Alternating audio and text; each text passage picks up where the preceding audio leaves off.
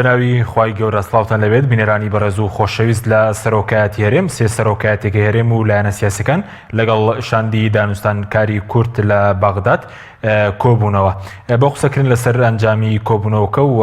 هەنگاوەکانی داهاتووی لایەنە کوردیەکان لەبارەی پێکهێنانی حکومەتی عێراق لە هەولێرەوە میوانداری بەڕێز مامۆستا سەلیم شوشکەی سەرۆکی فراکسیۆنی کۆمەڵی ئیسلامی و ئەندامی شانی دانوستانکاری کوردمان کردووە. سەرەتا راپۆرتێک دەبین دواتر لەگەڵ میوانەکەمان دەست بە گفتوگۆکەمان دەکەین.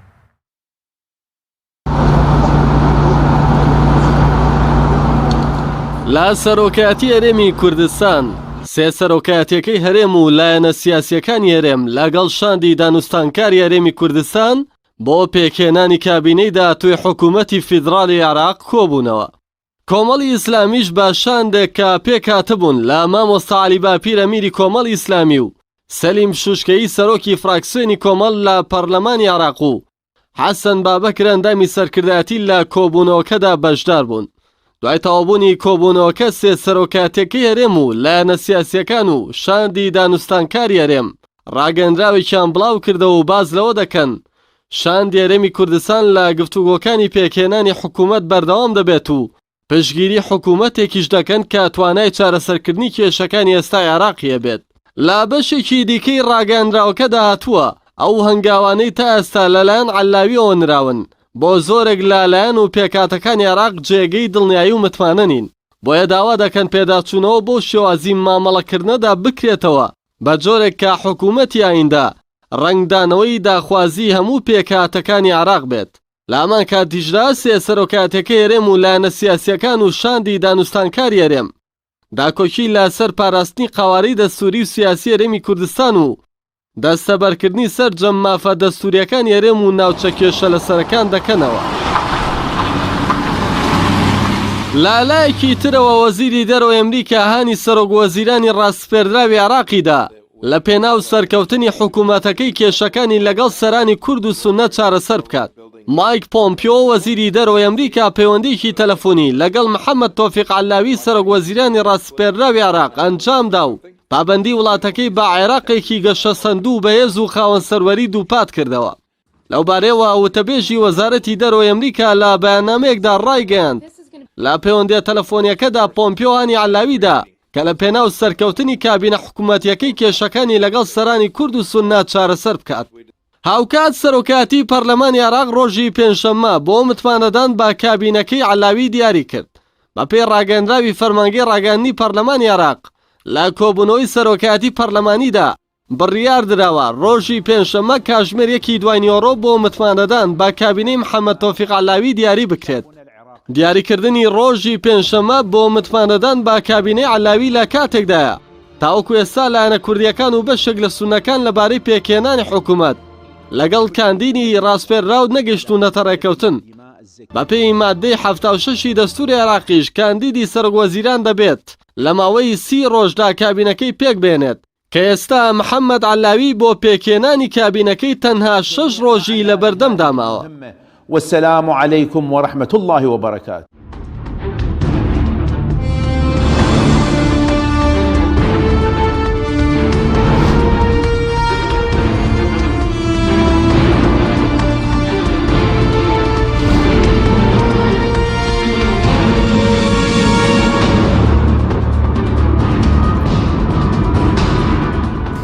جارێکتر سڵاوتان لەبێت بینەرانی بەڕێز مامۆستا سەلیم زۆر سوپاس بۆ ئامادەبوونتان لە بەرنامەکەمان. ئەگەر سەرەتا لەوە دەست پێ بکەین ئامانجی کۆبوونەوەکەی ئەمڕۆ چی بووە چ بڕیارێکی تێدادرا؟ بسم الله الرحمن الرحیم. سڵاو ڕێزم بۆ بەڕێست و بۆ بینەرانی کەناڵی ئاسمانی پەیام. لە ڕاستیدا ئەو کۆبوونەوەی ئەمڕۆ لە دوایەوەی هات کە شاندێکی باڵا لە هەرێمی کوردستانەوە سەردانی بەغدای کرد و چاوی بە زۆربەی سەرکردە شیعە و سوننەکان کەوت دەربارەی پشک و بەشی هەرێمی کوردستان و چۆنیتی تشکیلکردنی حکوومەتی نوێی عێراق گفتوگۆمان لەگەڵ ئەو پارتە سیاسیانە کرد و دوو جاریش چاومان کەوت بە بەڕێز محەممەد تۆفیق عەلاوی. لە دوای ئەوەی کە تێکڕای دانیشتنەکانمان نووسیەوە و لای خۆمان تۆمارمان کرد سەرۆکایەتی هەرێمی کوردستان بە پێویستی زانی تێکڕای ئەو دانیشتانە بە حضوری سەرۆکی حکوومەتی هەرێمی کوردستان و پەرلەمان و کەسی یەکەمی حیزبەکان و بەرپرسی پارتی لایەنە سیاسیەکان و مکەوناتەکانی هەرێمی کوردستان جارێکی دیکە گفتوگۆی ئەو بابەتانە بکەنەوە تاوەکو ڕێی خۆیان لەسەر ئەو بۆچوونانە یەکخەن. سەرەتا گوێیان گرت لە وەفدی هەرێمی کوردستان ئەوانەی کە لە بەغدا لە مفاوەزات دابوون. ئێمە بە دوور و درێژی بابەتی خۆمان لەگەڵ بەڕێزیان باس کرد، گفتوگۆمان کرد، وەڵامەکانی ئەوانمان جێڕایەوە وەکو خۆی،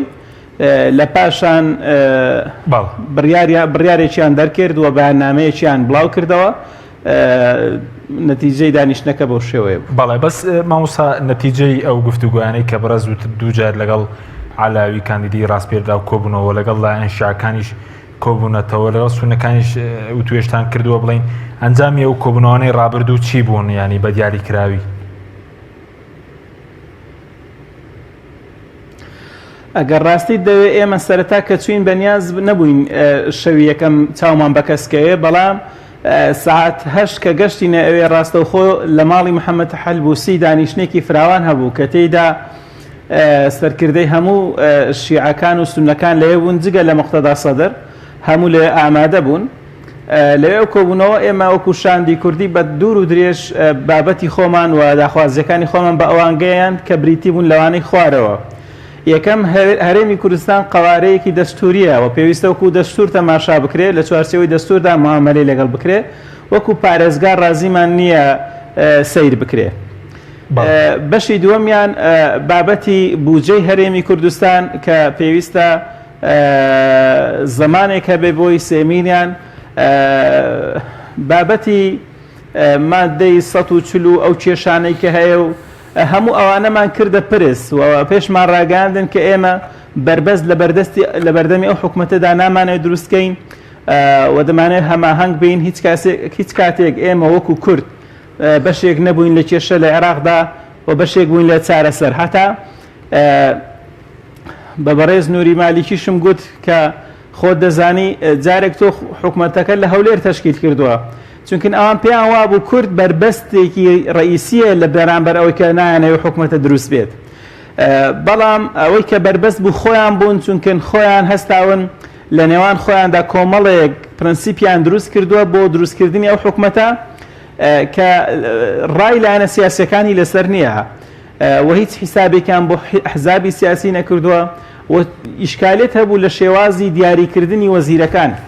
مثلەن بە چ ئالێتێک خەڵکی مەسەلەن لە هەولێر دەستنیشان کردووە، لە سلێمانی دەستنیشان کردووە، چۆن ناسیونی چێ پێی گوتووە مەسەلەن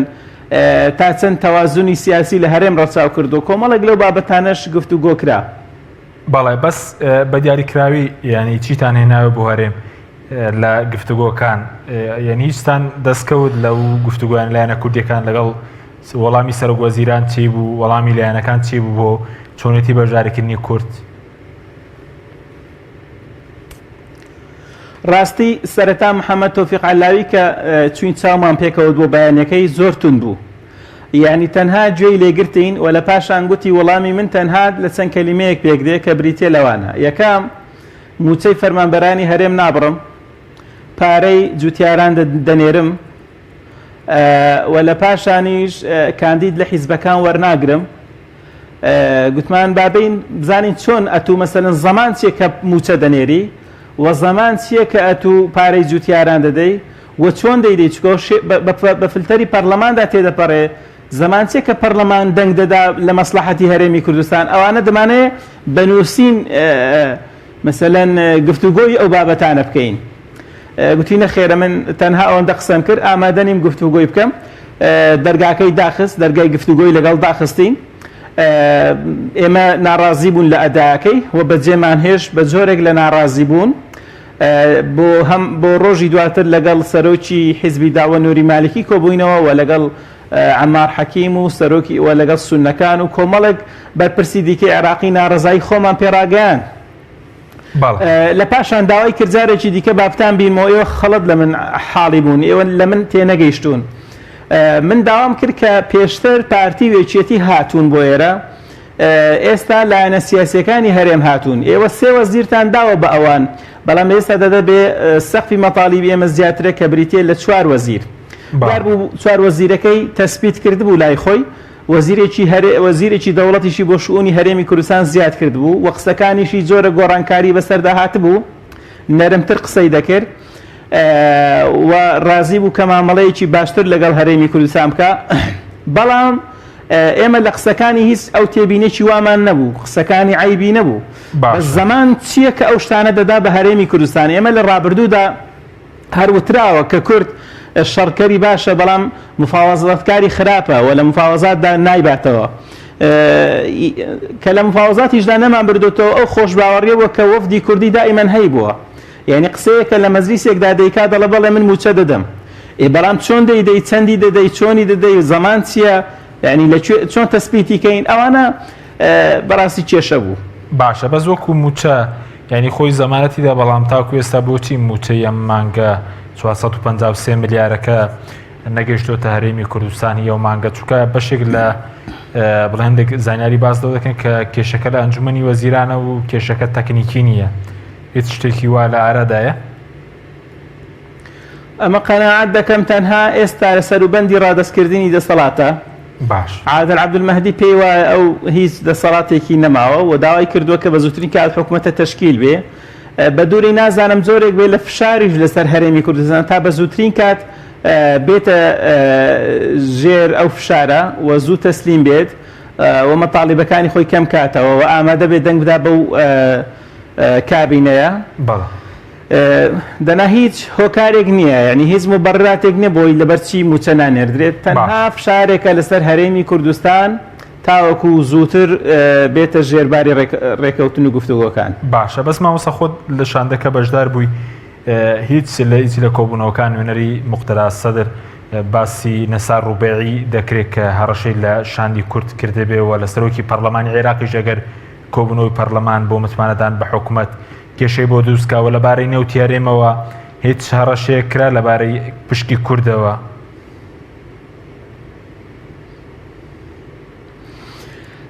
ڕاستی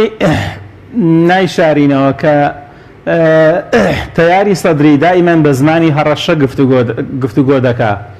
حتا تویتەکانی بەڕێز موقتەدا سەدریش جۆرێک لە هەڕەشەن کە شەلع قەلع بەکاردێنێ ینی لە نابردن و ڕەشکردنەوە و تەفروت و ناکردن یعنی ئەو جۆرێکە لە تەهدید یان مەسەلەن ئەگەر فلان ڕۆژە کۆبوونەوە نەکرێمە حەلبوسی دەگۆڕین بە کەسێکیکە کە سونە بێ لێ مەوجود بێ یعنی ئەو جۆرە تەهدیدکردنەی موقتەدا سەدر ناڕەزایی زۆری لایەنەکانی دیکەی لێکەوتوتەوە بە جۆرێک تۆ حیساب و بەرامبەرەکەت نەکەی یعنی ڕاستە ئەوان گەورەترین کوتلەی ناو پەرلەمانن و بەڵام لە هەمان کاتیشدا بەشێک لەو بەرپرسیارەتیە لەو گەندەڵیەی کە لە حکوومەتی عێراقدا بۆ بە درێژەی لە دوای 2023 بەشێک ئەوان تەحملی دەکەن چونکە لە هەموو حکوومەتەکاندا وەزیریان هەبووە لە پلە باڵەکاندا بەڵێ باسی لەوە کردووە کە ئێمە ڕۆژی پێنجشەممە پێشتر باسی ڕۆژی چوارشەمەیان دەکرد بەس ئێستا ڕۆژی پێنجشەممە حکوومەتەکە تێدەپەڕێنین هەر کەسێک بەشدارە با بەشدار بێ هەر کەسێکیش بەشدار نابێت لە کورد و لە سونە و لەوانە ئێمە حکوومەتێکی عێراقیدا دەمەزرێنین بە ئەوانیش هەموو معارەزە و بەرهەڵسکار بن کە بۆ قۆناغی ئێستا عێراق ئەو مەترسێکی گەورەیە وەزیری دەرەوەی ئەمریکاش پێی ڕاگەاندووە کە حکوومەت بەبێ کورد و سونەدا مەمەزرێنە باشە بەس وەکو نوێنەری سەدر بڵین ئەو ڕاستەوخۆ چکە پەرلەمانتاری قسەی کرد بۆ ڕاستەوخۆ یعنی باسی نەوتیارێمی کرد لەسەر مەسەلەی نەوتیارێم لەگەڵ لایەنە کوردیەکان لەو کۆبوونەوەی لایەنە سیاسیەکان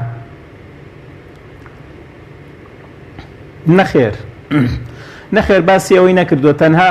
ئەو بووە کە باس لە موچەی فەرمانبەران و کۆمەڵێک لە باوەتانە کراوە باسی لەوە کردووە کە دەبێ هەرێمی کوردستان بە تەواوەتی ئەو ڕێکەوتنی کە لە سەردەمی عادل عەبدولمەهدی کراوە تەواوەتی جێبەجێ بکرێ و سەروەری عێراق بپارێزرێ و هەرێمی کوردستان بەشێکە لە عێراق دەبێ بە پێی دەستور نەوت بکڕێ و بفرۆشێ و نەوتی مامەڵەیەکی دەستوری بێ کە هەموو ئاماژەم بۆی کە هەرێمی کوردستان تەواوی نەوتەکەی نەک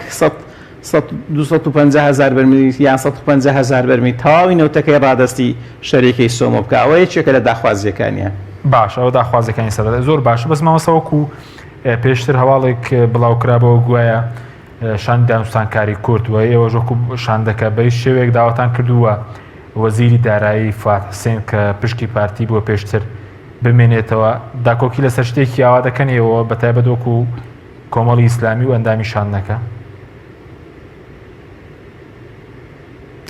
ئێمە ئەسڵەن نەچوین دیفاع لە هیچ شخصێ بکەین و وەکو کۆمەڵی ئیسلامی ئەو بابەتەمان هەر باس نەکردووە تەنها کاتێک کە لای محەممەد تۆفیق عەلایی بووین محەممەد تۆفیق بە وەزیری دارایی گوتی دکتۆر بەرهەم تەکلیفی کردووە کە تۆ بمێنیەوە لە پۆستەکەی خۆتدا بەڵام تۆ نامێنیەوە لەبەرەوەی هیچ وەزیرێک ناهێڵمەوە ئەگەرچی من لەوانە تێبینێکی ئەو تۆم لەسەر تۆ نەبێ بەڵام نابێ بمێنیەوە و هیچ وەزیرێکی پێشتر قبول ناکەم. دەنا هیچ کەسێک باسی وەزیرەکانی نەکردووە نەخێرێمە باسی ئەوانەمان نەکردووە ئێمە لەگەڵ مەبدەئی ئەو جۆرەین کە خەڵکی تەکنۆقرات و بەتوانە بچێتە ئەو شوێنە جا ئەو کەسە حیزبی بێ و حیزبی نەبێ بتوانێت توانای هەبێ و بتوانێت بە ڕووسوری و بە ڕووسپی لە وەزارەتە دەربچێ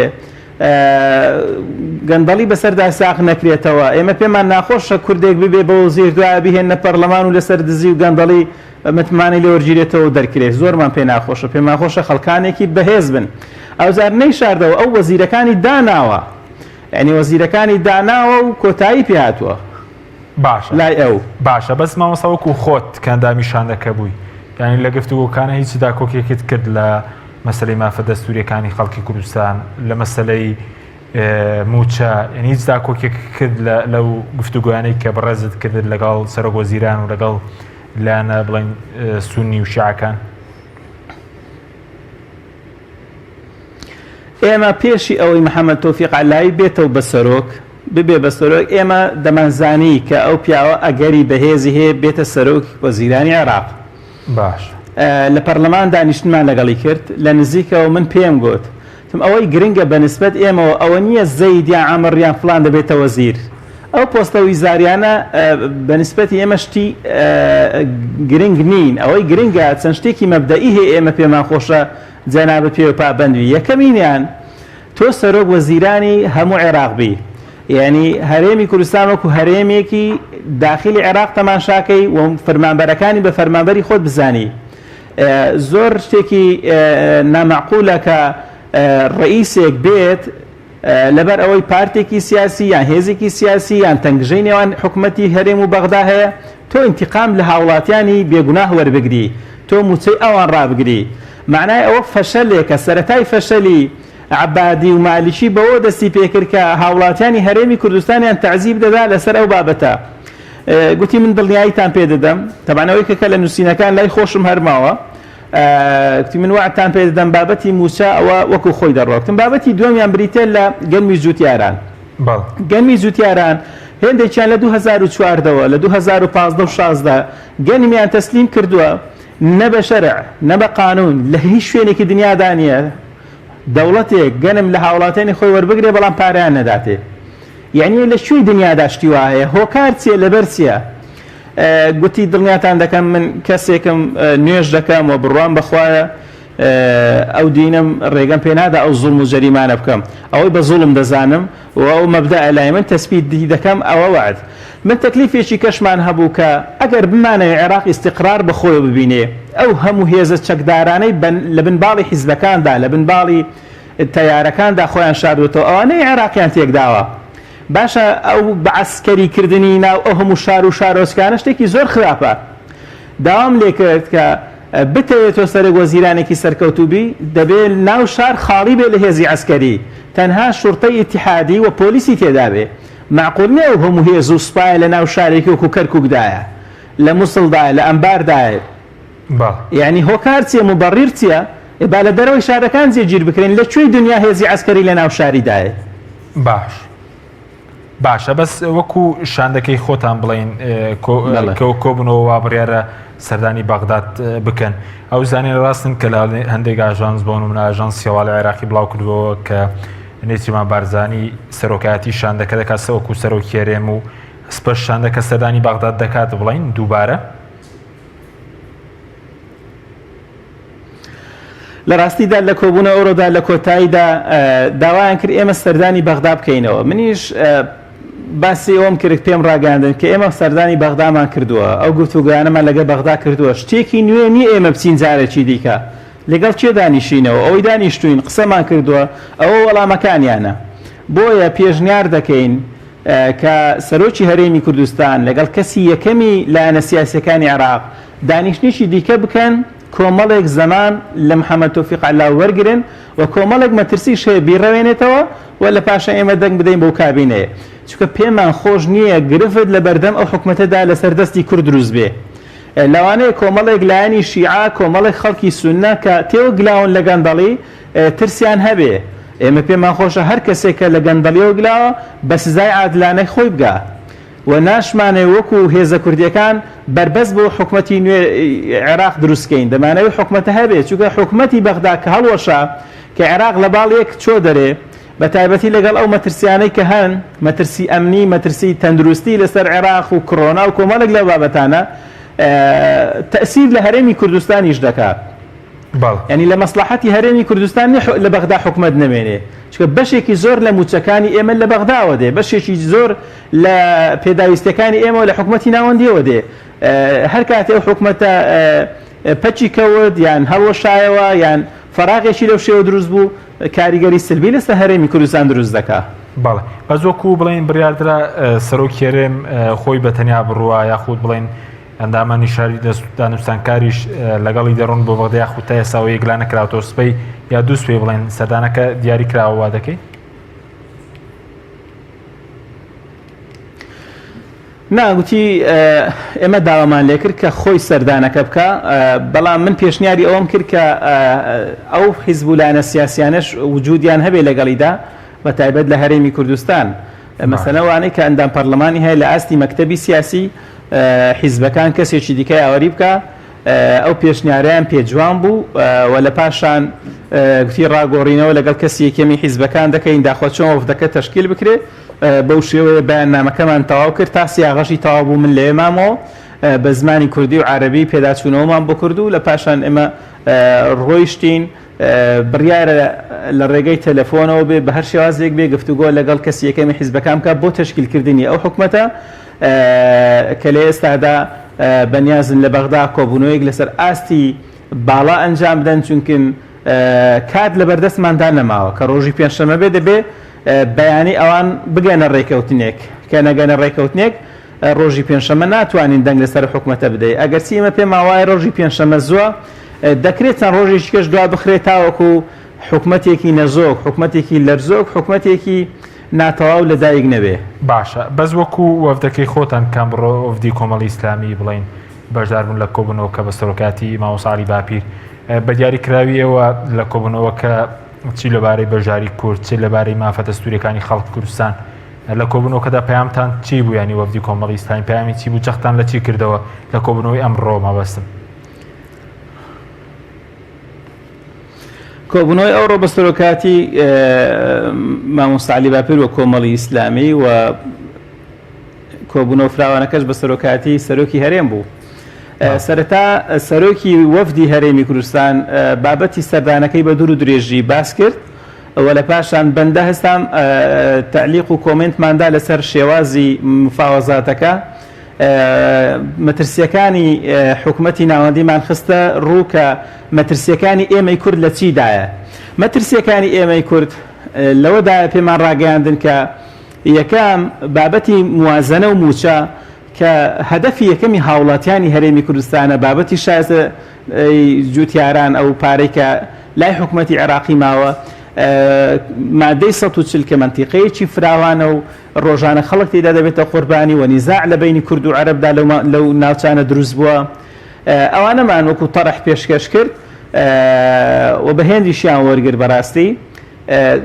چۆن بتوانین زەمان دروستکەین بۆوانە. هەچی هاتووە لە حکومەتەیەک لە دوایەکەکان ئەو ڕئیسانەی کە هاتوون قسەی باشیان کردووە بەڵام عەمەلیان خراپ بووە. ینی بۆ ئێمە هەموو جارێ ئەو غەڵەتە دووبارەکەینەوە. فەرموو با زەمانێک بدا بە ئێمە، با گرنتیەک بدا بە ئێمە تاوەکو دەنجش پێ بدەین. چونکە ئەگەر کورد دەنگ نەدا بە محەممەد تۆفیق عەلاوی ئاسان نییە تەشکیلکردنی ئەو حکومەتە بەبێ کورد، چونکە ئەمریکا ڕازی نییە. ئەمریکا ڕازی نییە بە حکومەتێک هەر بە سەراحەتیش بە محەممەد تۆفیق عەلاویان گوتووە ئێمە ڕازینین حکومەتێک هەم بێ کورد هەم بێ سونە دروست بێ چونکە ئێمە عێراقێکمان دەوێت ئەمن و ئەمانی تێدا بێ. بەڵێ بەڵێ زۆر باشە مامۆستا بەس وەکو بڵێن ئەوەی کە ئێستا عەلاوی جەختی لەسەر دەکاتەوە خەڵکی بڵێن غەیرە حیزبی ئێوەکو کۆمەڵی ئیسلامی ئیشکالتان هەیە لەوەی ئەگەر بۆ نمونە کەسێکی لێهاتوو کەسێکی دەستپاک لە خەڵکی بێلایەن خەڵکی سربەخۆ ببێت بە وەزیری کورد لە حکوومەتی عێراقی؟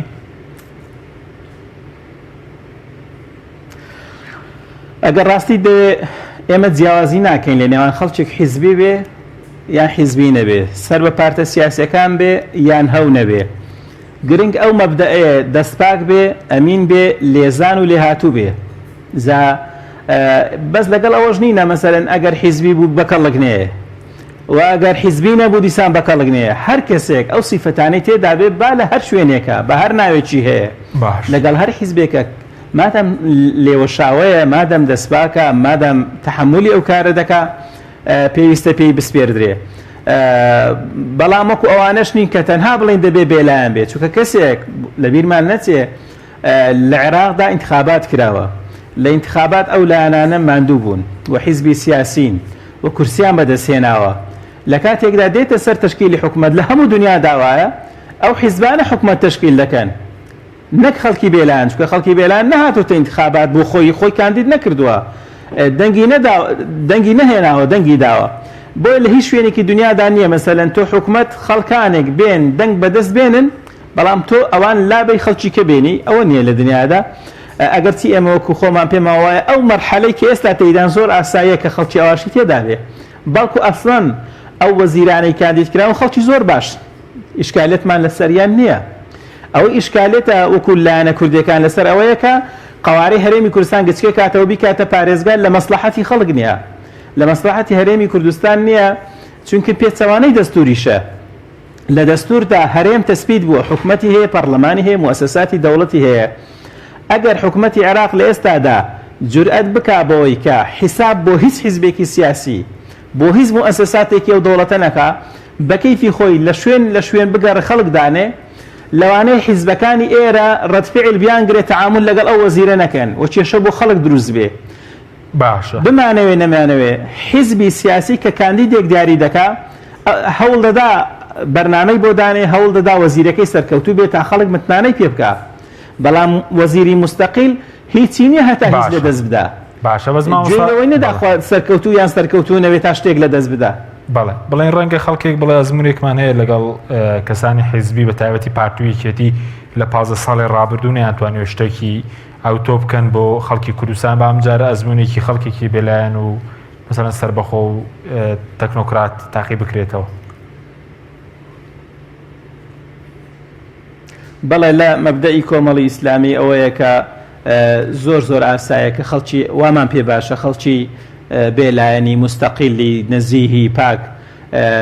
لە هەرێمی کوردستان دەستنیشان بکرێ بەڵام ئالێتی دەستنیشانکردنەکەی بۆ نمونە محەممەد تۆفیق عەلاوی چۆن دەزانێت لە هەولێر کەسێک هەیە باشە چاکە بێلایەنە نەزیها خاوێنە چۆن دەزانێت مەسەڵەن ئەوە جێگای پرسیارە چۆن دەتوانێت لە دهۆ کەسێک لە هەڵەبجە لە سلێمانی یعنی دەبێت خەڵکێک هەبێ بۆ پێشنیارکە ئەو خەڵکە چێنە ئەو خەڵکە ئەحزابی سیاسین یعنی خەڵکێکن ئەوان بۆی پێشنیار دەکەن دەنا خۆی ئەو خەڵکانە چۆن دەناسێ لێرە ئەوە جێگای پرسیارە پێمان گوتۆ پێمان بڵێ مستەقیل سەر بەخۆ لای تو چ پێناسەیەکی هەیە ئەگەر مەبەست بێ قەت حیزبی نەبوو بێ خۆشی حیزبی داوە بووە ئەگەر مەبەستی ئەوە بێ قەت پۆستی لە حکومەتدانە بێ خۆشی پێشتر وەزیر بووە لە سەردەمی مالیکی یعنی بۆ شتێک بۆ خۆی ڕەوایە بەڵام بۆ خەڵکی دیکە ڕەوانیە ئەوە جێگای ئیشکالە دەنا وەکو خۆمان حتا ئەو وەزیرانی کەستا دایناون ڕاستی خەڵکی باشن بەس ئالەتی دانانەکەی جێگای ئەوە بووە بۆ معلوماتیشتان ئەو وەزیرانەی ئەو دایناون مجاسەفە بەخۆیان ناکەن نانەوێت بکەونە سێڕع لەگەڵ دەسەڵاتدارانی هەرێمی کوردستان باشە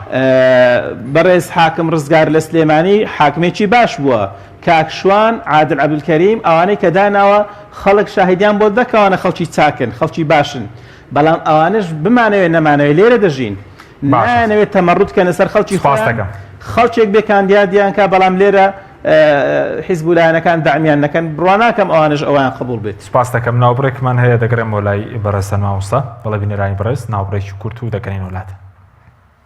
تۆپ تاکە بریکاری تۆڕی میدیایی کۆمەڵ بۆ دروستکردن و بڵاوکردنەوەی ڕێکلام تۆپ.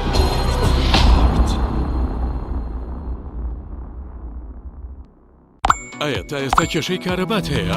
بێزار بوویت لە کێشەی کەمی کارەبا و بڕانی بەردەوامی؟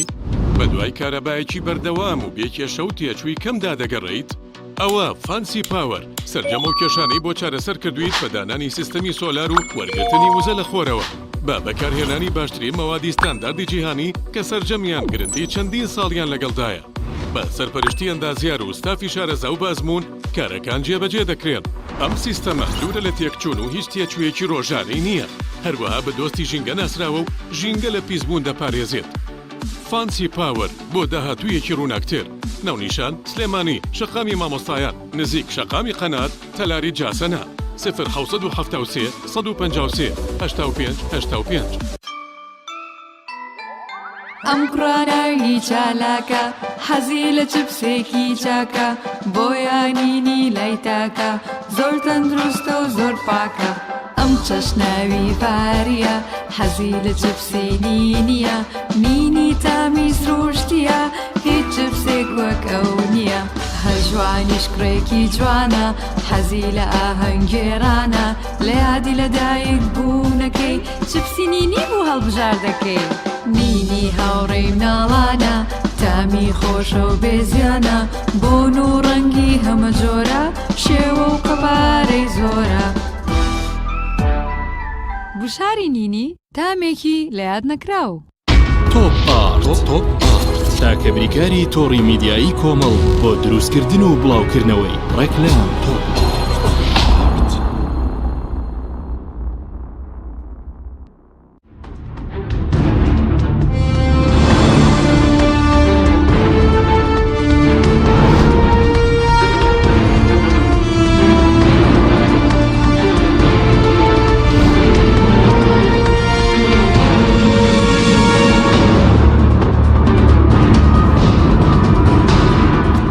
جارێکتر سڵاوتان لەبێت بینەرانی بەڕێز.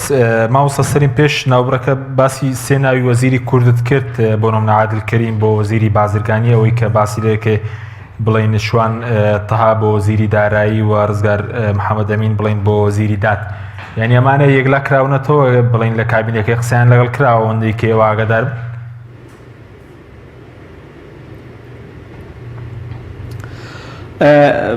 بەڵێ لەلایەن محەممەد تۆفیق عەلاوی قسەیان لەگەڵ کراوە بەڵام ئەوانە قبوڵیان نەکردووە. ئەوان داوایان کردووە حکوومەتی هەرێمی کوردستان لایەنە سیاسیەکانی هەرێمی کوردستان قبوڵیان کەن تاوەکو ئەوان دەست بەکار بن. ئەگەرنا بەو شێوەی ئێستا بڵێ و نەڵێن ئەو وەزیرانە دێنە ناو پەرلەمان کە دێنە ناو پەرلەمان پێویستیان بە دەنگی لایەنە سیاسیەکانە. یعنی ئەگەر بێت و حیزبەکان لێرە دەنجیان پێ نەدەن دەرناچن. ئەگەر چیمە تێبینیمان لەسەر ئەوانە نییە پێمان وایە خەڵکی بەتوانان مەبدەئیەن هیچ کێشەیەکمان لەگەڵ ئەوانە نییە بەڵکو پێشمان خۆشە پێمان خۆشە خەڵکی ئاوا بەتوانە بێتە پەرلەمان و دەنجیان پێ بدرێت. بەس ناکرێت لە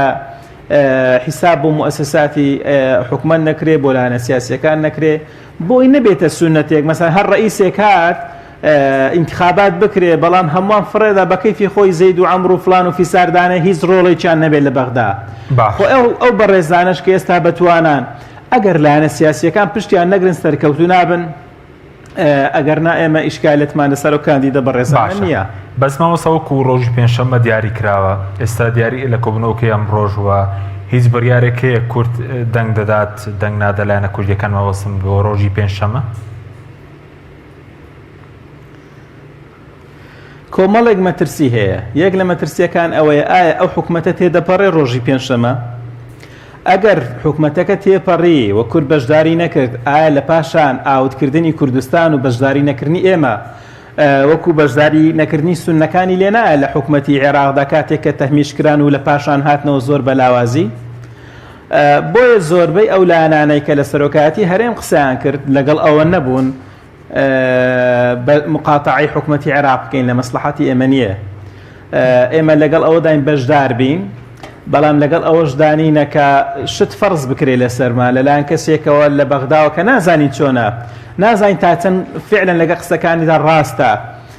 چونکە هەر یەکێک لەوانە هاتووە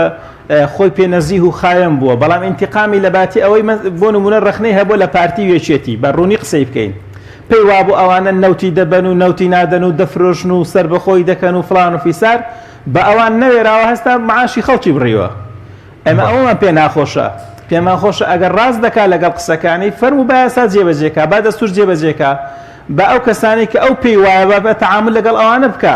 بۆ موچەی خەڵک دەبڕێ بۆ پارەی جوتیاران نادا لەسەر چی مەسەلەن یعنی ئەمە لەگەڵ ئەوەینا ئێستا خەڵک زۆر دەڵێ مەسەلەن باشە ئێوە وەکو کۆمەڵی ئیسلامی وەکو ئەو لایەنانە بۆ لەگەڵ پارتی وێچێتی دەچن بۆ بەغدا ئێمە لەگەڵ ئەوان نەچوین ئێمە بۆ موچەی خەڵک چوین ئێمە بۆ بەرژەوەندی خەڵک چوین ئەو جۆرە بابەتانش بە هەماهەنگی نەبێ بێگریزی نەبێ وەک پێویست بەدەست نایە یعنی ئەوە نەبێ ئێمە چوبین تەنها بۆ ئەوی ببین بە محامی ئەو دوو حیزبە تا گەندەڵەکانیان داپۆشین نەخێر تا شکستی ئەوان بزرکەین نەخێر ئێمە پێمان وایە هەرێمی کوردستان قەوارەیەکی دەستوریە و لە ڕابردوودا خەڵک عەزاب دراوە موچەی بڕاوە نانی بڕاوە جوتیاران بێبەش کراون و خەڵک لە منتیقەی جێناکۆکەکان لە تەعزیبدایە دەبێتە قوربانی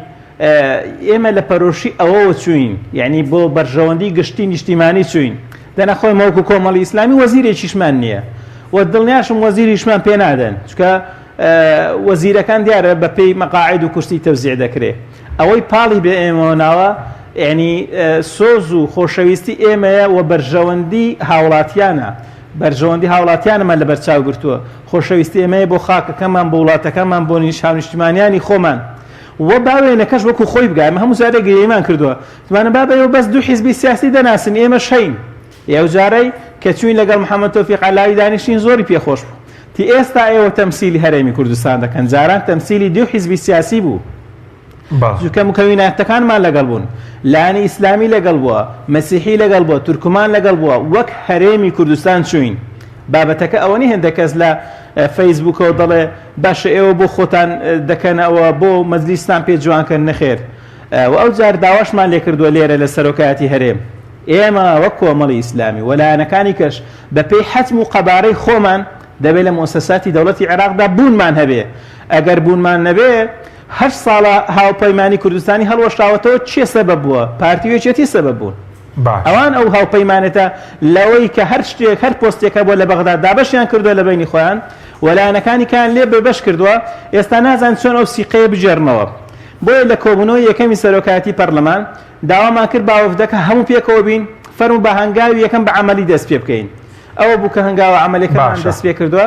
و ئەو ڕۆژ سەرۆکی حکومەت هەرێم جارێکی کە زەختی لەوە کردەوە کە لایەنەکان بە پێی حەجم و قەبارەی خۆیان پشتیان دەبێت لەو حکومەتەدا کە ئێمە بەشداری تێدا دەکەین باشە بەس مامۆستا وەکو پۆستەکانیان ئەوەی کە دیاریکراوە وەزارەتی بۆ نمونە بازرگانی دات بڵین دارایی هەر ئەو چوار وەزارەتە پشکی کورد دەوێت یاخود وتە وەزیرێکی دەوڵەتی زیاد دەکرێت بۆ کاروباری هەرێم و بەغداد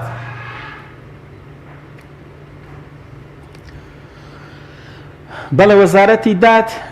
تا ئێستا بە تەواوەتی ژێک لە نەبووەوە بەس ئەو باسی وەزارەتی دادی کرد بەس دەیگۆڕم بە نەودیان لە بینی نەوت و دارایی یەکێکیان تەسبیت دەبێ و وەزارەتی ئیعمار و ئیسکان هەبوو پێشتر ئەویان لێستان دینەوە ئێستا وەزارەتی بازرگانیان داوە پێمان وەزارەتی دادیشیان داوە بە کورد ئێمە پێمان ڕاگەیاندن وەکو خۆم لە کۆبوونەوەی یەکەمی لایەنەکان کە ئەو بابەتە باز نەکرا بەس بیرم خستنەوەتم بەڕێزان جاران پارتیەکێتی هاتوون وەکو خۆیان کورسیەکانیان دابەش کردووە بەڵام ئێستا ئێمە بە قورسایی زیاتر هاتوین بۆ بەغدا ژمارەی کورسیەکان بە بوونی کۆمەڵی ئیسلامی و یەکگرت و گۆڕانەوانە زیاتر بووە بۆیە بە پێی ئیستیحقاقی انتخابیش بێ ئێمە ژمارەی وەزیرەکانمان دەبێتە 4 وەزیر بۆیە کاتێکە لەگە محەممەد تۆفیق عەلاوی باسمان کرد ڕازی نەبوو جاری یەکەم بەس جاری دووەم تیبێمە وەزیرێک دادەنین بەس ئەو وەزیرە خۆتان دەستنیشانیکەن چکە پەیوەندی بە چێوە هەیە وەزیرە وەزیری دەوڵەتە بۆ شؤونی هەرێمی کوردستان بۆ ژمارەی وەزیرەکانمان لە 3 و دەبێتە 4 وەزیر پێشتریش بەهۆی ناتفاقی کوردەوە ئێمە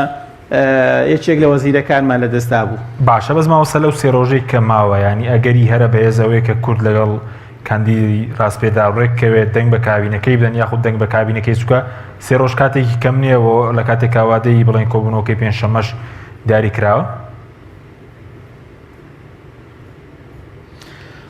من قەناعەتم وایە لە نەتیجەدا و حکومەتە دەبێ بڕوە و دەنگی لەسەر بدرێ، چونکە عێراق بە تەوقیتێکی زۆر خراپدا تێدەپەڕێ، لە وەزعێکی خراپدایە، گەلی عێراق لەوە زیاتر تەحمل ناکا، مەشاکلی یەکجار زۆری ئەمنی هەیە لە عێراقدا، مەشاکلی اقتصادی هەیە، سیحی هەیە کە ڕۆنان شاتە سەری. ئەوانە پێویستی بە حکومەتێکی بەهێز هەیە. ئەو حکومەتەش کە تەشکیل دەبێ پێویستی بە ئینتخابات هەیە، یعنی ئێمە یاسا ئینتخاباتمان دەرکردووە، مفۆزیەمان تەشکیل کردوێتەوە بۆی ئەو حکومەتە هەستێ ئیدارەی ئینتخابات بکە. ئەگەر چی من پێم وایە ئینتخابات وا بە ئاسانی نابێ. زۆر جار باسیەوە دەکەن لە ساڵێکدا ئینتخابات بکرێ. ئینتخابات چۆن لە عێراقدا لە ساڵێکدا دەکرێت؟ فەرمونون ئێمە ئەنداممان هەیە لە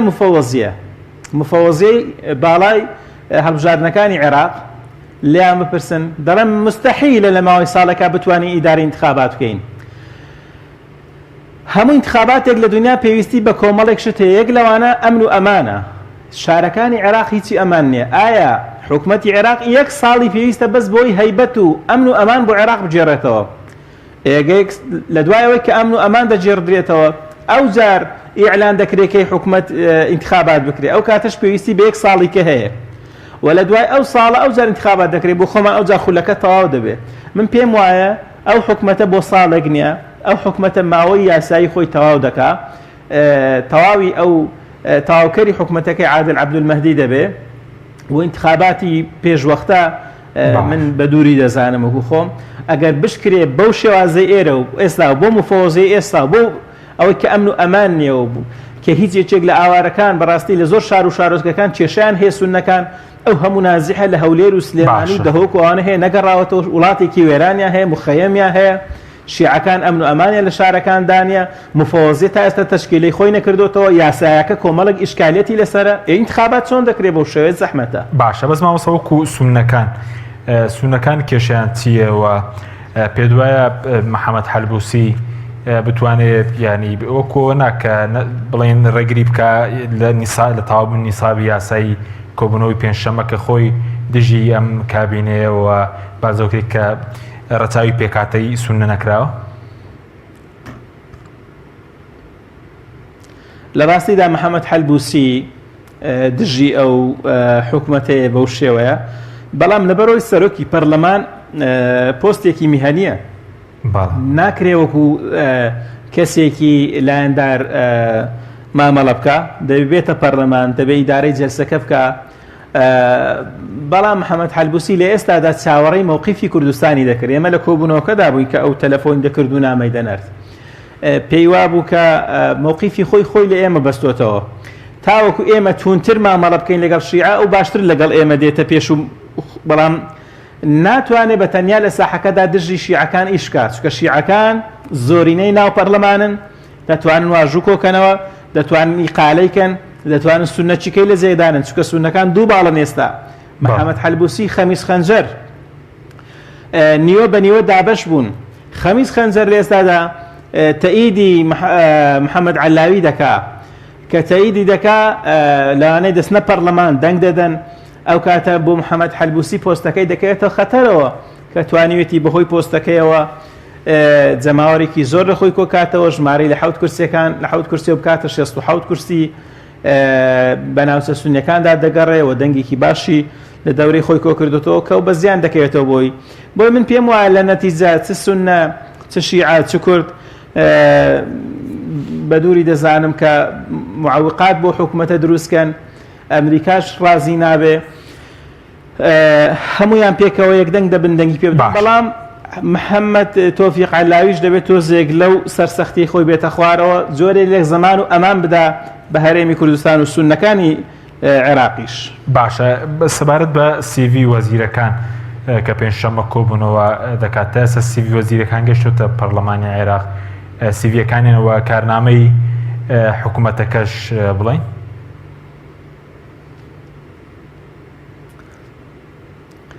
نەخێر کارنامەی حکوومەتەکە تا ئێستا لیژنەیەک دروست کرا لە نەپەرلەمان کارنامەی حکوومەتەکە دەگاتە دەستیان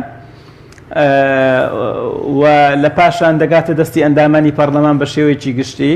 بەڵام تا ئێستا نەسیڤیەکە و نەسیڤیان وەزیرەکان نەگەشتۆتە دەستمان چونکە ئەو وەزیرانەی کە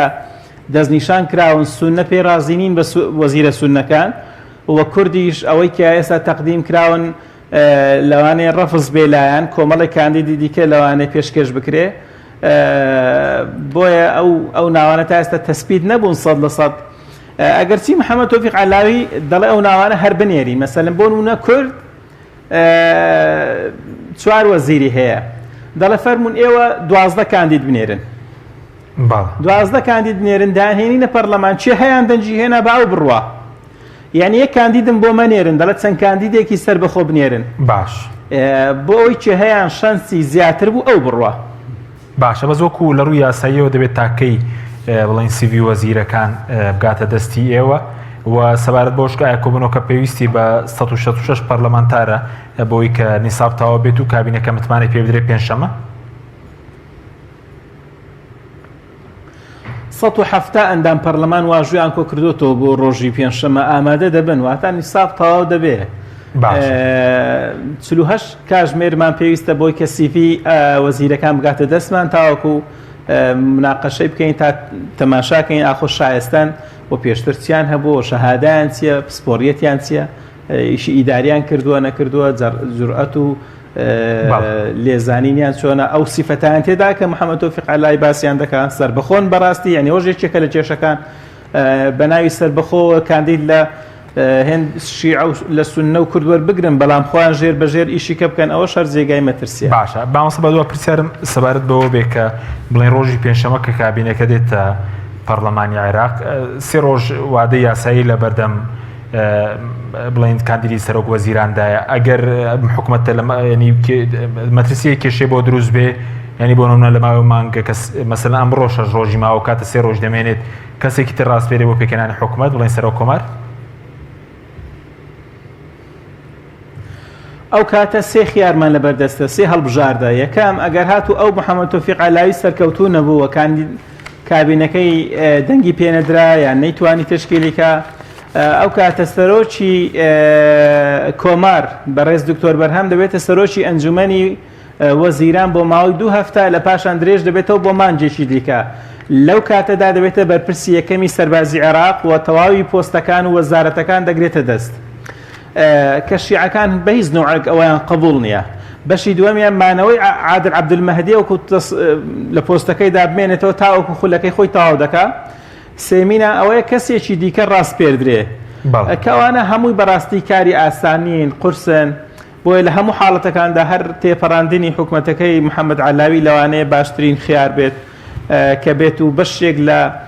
ئەو شروطانەی دایناوە تەنازوری لێ بکە زۆر زەمان و ئەمانەشیش بدا بە خەڵکی هەرێمی کوردستان ئێمە دیفاع لە حزاب ناکەین بەڵام بەڕاستی خەڵکێکی مەخدوورمان هەیە یعنی عەزاب دەدرێ بەهۆی موچەوە بەهۆی فەلاحمان هەیە بەڕاستی لە تەعزیبی نەفسیدایە لە باتی هاوکاری بکرێت لە باتی یارمەتی بدرێت پارە و حەقی خۆی لێ بڕاوە کەوان هەموو کێشەی گەورن بەڵێ زۆر سوپاس بۆ بەڕێز مامۆستا سەلیم شوشکەی سەرۆکی فراکسیۆنی کۆمەڵ لە پەرلەمانی عێراق کە لە هەولێرەوە لەگەڵمان بووی مادومان کردی زۆر سوپاسی بەڕێستان دەکەین زۆر سوپاس بۆ بینەرانی بەڕێز سوپاس بۆ ئەو کاران تا بەرنامێکی دیکە خواتەمەگەڵ